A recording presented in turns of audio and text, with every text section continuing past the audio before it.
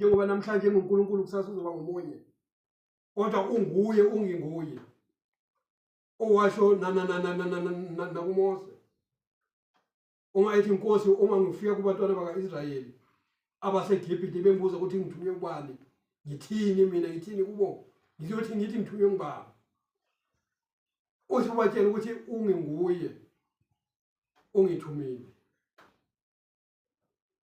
unginguye ungithumile unguye unginguye uyena ungithumile kubani igama lakhe uJehova Sebawothi namuhla nangu sinikeza ithemba uthi nozeni igugu nginguye yebo niyobe nibe yizimpunga ngiyakulithwala akasideli singamdela thina intweni zethu esizenzayo singamdela thina ngoba mina kuphela sesesithola ukuthile singamdela thina ngoba naku kuphela mhlawumbe sesamukele izimali ezivela ndawo kanye amabhonasi sikhohlwe kuye kodwa uthi ngiyokunithwala ngikwenzile lokhu futhi ngiyakubuye ngikwenze ukwenzile wasindlulisa ezimeni eloku sithwele wasindlulisa ezimeni ezinzima wangena nathi kubakhapheli besikhaphela wangena nathi lapho sesiswele khona singena kudla wangena nathi lapho kuyitafula ligcwele ukudla waba nathi nakuleyo ndawo sihamba ngezinyawo siphelelwe izicathulo waba nathi sihamba ngezimoto sihambela phezulu waba nathi nginguye unginguye noze niguge ngiyakunithwala ngikwenzile lokhu futhi ngiyakunetshatha yebo ngiyakunithwala nginikhulule nalesi sikhathi uza kusithwala uNkulunkulu asikhulule nalapho sikhona siyakulo siphuza kiwo lamanzi okuphila ngoba yena usithembisile ukuthi uyakusithwala nasezimeni ezinjanina noma ngabe isimo sinjani empilweni yakho nalithemba uthi manje ngiyakunithwala nginikhulule akasoze asishiye siyoze siguge eloku enathi kodwa qaphela mntaka baba ukuthi uyogugelaphi qaphela mntaka ma ukuthi ngabe uyaphuza uyawufuna yini lamanzi okuphila ngoba lo wesifazane wathi inkosi ngiphe lawo manzi khona engasazubuye ngiphuze lo mntomo isanakizwa ngoJakobe haleluya inkosi ngiphuzise lawo manzi khona ngingasayo ukwenza njani ngingasayo ukuphuza kulawa manzi ngoba uphuza kulawa manzi usayophinda ome kodwa uphuza kulamanzi engiyakumnika wona akasoze oma naphakade nase sinye isithembiso nginguye unginguye noze niguge nginguye unginguye nibe izimpunga ngiyakunithwala ngikwenzile lokho futhi ngiyakunitshatha yebo ngiyakunithwala nginikhulule Nkosiyami ngiyakufanisa ningilinganisa nobani ngiqhathise nobani ukuba ngifanane naye na akekho omunye ofana naye bangaba khona onkulunkulu basemhlabeni angaba khona amakhosi asemhlabeni kodwa akekho siyakumfanisa naye akekho siyamqhathanisa naye sithi lona ungunkulunkulu wahluleka oNimrod eBhabhiloni besethi manje kumele kukhonzwe bona bodwa abongonkulunkulu bahluleke lapho uNimrod uNkulunkulu kade embusise khona emnikeze amandla kuba abe yiphisi elinamandla kodwa ngenxa ukuthi yazibona esemkhulu wazibona ngathi manje umkhulu kakhulu kudlula uNkulunkulu wamhlubuka uNkulunkulu wafuna ukuthi abantu bakhonze yena babize yena ngoNkulunkulu athi akekho omunye uNkulunkulu ngaphandle kwami kuthi laba abakhonza omunye uNkulunkulu athi makabulawe nokubulawa enza into eyichilo phambi kwaNkulunkulu kodwa uNkulunkulu wamthokozisa uNebukadnezar sefikile la eBhabhiloni uNkulunkulu naye simphakamisile kakhulu wenza izinto ezinkulu emkhulu kakhulu kodwa manje waphambana necebo likaNkulunkulu wenza izinto zakhe nalapho uNkulunkulu wamthobisa yiyo lonto athi akekho engalinganiswa naye akekho eningangifanisa naye bangazenza bona bazenze uNkulunkulu basemhlabeni wasivalele amazwi wathi singakhulumi ngegama likaJesu ngoba uJesu akekho. Funa sibize bona kodwa mabakhumbule kuNimrod eBhabhiloni kwenzekalani, bakhumbule kuNebukadnezar ukuthi kwenzekalani, bakhumbule inkosi yaseSiriya ukuthi kwenzekalani kiyo.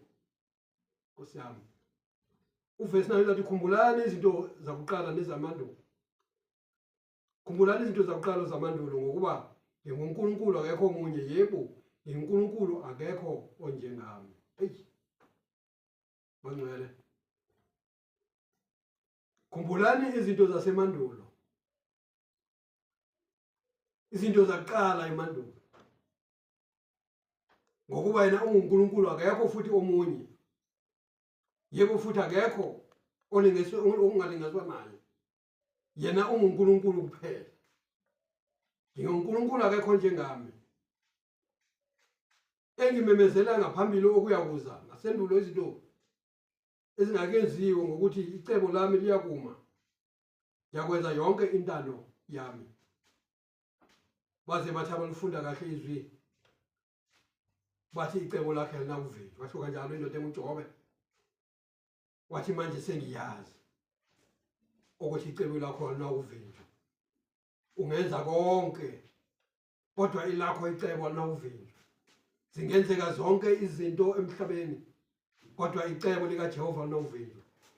Namanje uthi khumbulani izinto zakuqala zamandulo ngoba nguNkulunkulu akekho omunye, yebo nguNkulunkulu akekho njengami. Engimemezela ngaphambilini okuyakuza nasendulo izinto ezingakenziwa ukuthi icebo lami liyakuma, ngiyakwenza yebo intando yami. Icebo likaNkulunkulu liyakuma enginaphakade. Bangcwele bakaNkulunkulu, icebo likaNkulunkulu liyakuma enginaphakade. Uma siphuza kulawa amanzi ngeke some naphakade.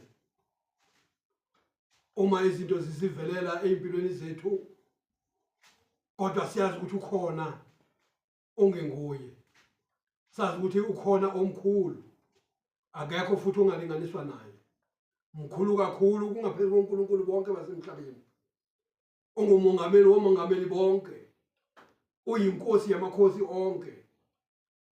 Haleluya. Nalapho siya khona sengizawuvala, nalapho siyovakasha khona, lapho sizithokozisa khona, kodwa masikhumbule ukuthi siyini singamanxusa kaNkulunkulu. Lishilo izwi ngesonto lathi manje thina singamanxusa kaNkulunkulu. uNkulunkulu unxusa ngathi ukuthi lapho sikhona khona funa bese sinjani sibonakalise ubuNkulunkulu ngathi, ngoba singamanxusa, singonozakuzako, singama-ambassador kaNkulunkulu. Yingakho manje ngoba ngaphakathi thina khona amanzi okuphila, lamanzi okuphila yiwona agobhozayo bese kubonakale ubuNkulunkulu ngathi, kubonakale amandla kaNkulunkulu ngathi ngoba siphuze kulawo amanzi agobhozayo ukuthi ngaphakathi, amanzi okuphila, amanzi obuhlakani, amanzi wamandla, amanzi wokuncoba, amanzi wokukhuluma ukuphila, amanzi wokukhulekela abantu bese bayasindiswa, bayaphila abantu. Ngoba ngemivimbe yakho nona siphi na isifo masimemeza ilakhe igama elinamandla sithi inkosi uJesu konke kuyathoba, kuyaguqa konke, ngisho namadimoni ayaguqa, amadimoni ayaguqa kuleli gama, namakhosi ayaguqa kuleli gama. Kukhona amakhosi angu-24 asesihlalweni sobukhosi ekhaya ezulwini, ayaguqa nawo uma manje kufika isikhathi sokuba manje maqhume indumiso ekhaya ezulwini. Uma kuqhuma indumiso ekhaya ezulwini ayaguqa lamakhosi, akhuphe imiqhele yawo and then bese ejikisela esihlalweni sobukhosi, bese kuqhamuka inkazimulo kaNkulunkulu behlele. Nathi uma siphuze kulawo amanzi inkazimulo kaNkulunkulu izawubonakala kithi. Abantu babebuka abantu la ukhona bakwesabe, abasabi wena kodwa basaba lamanzi ophila agobhoza kuwe ngaphakathi, basaba lo mfula onamandla okuwe la ngaphakathi, basaba lenkazimulo kaNkulunkulu ehleli kuwe njengomntwana kaNkulunkulu. Khona inkazimulo uNkulunkulu ayibekile kuwe, kukhona ubuNkulunkulu obukhona kuwe njengomntwana kaNkulunkulu. Khumbulani izinto zakuqala zamandulo ngokuba nginguNkulunkulu akekho omunye. Yebo nguNkulunkulu akekho onjengami, akekho njengaye. Hayi akekho onjengaye. Akekho futhi obonakala njengaye. uNkulunkulu ukhazimula ukhanyisa la kumnyama khona. Kuvele inkazimulo yakhe bese kuyakhanya. Lapho sebathi baqedile ngawe umntana sekhaya. Lapho sebathi baqedile ngawe mntakama. Bathi angeke azavuka. Kodwa ngoba unale nkosi unalamandla okuphila. Bheka phela lo wesifazane bekathi mhlambe izwe limrathe off. Uthi lo mama vele siyamazi ukuthi uyisiphingi. Lo mama siyamazi ukuthi unamadoda amaningi. Njengoba uJesu wambuza wathi iphindoda yakho wathi anginandoda. Wathi yebo phela usho kahle ukuthi awunandoda ngoba nale onayo akuyona yakho. Uyabona ukuthi lo mama lona ubekade umama bayangena bayaphuma bayangena bayaphuma kuye. Kodwa ngoba sekufike inkazimulo kaNkulunkulu kuye. Sekufike amandla kuye uphuza kulawo manzi. Uthi inkosi sesengiyabona ukuthi umprofeti kaNkulunkulu. Ngicela ungiphuzise lawo manzi. Uyawacela lawo manzi. Masiwacele lawo manzi mntaka mama. Okwamanje uNkulunkulu okanye inkosi uJesu siphuzise lamanzi. Khona singasobuye some. Uthi mayiphuzisa lawo manzi uyagijima.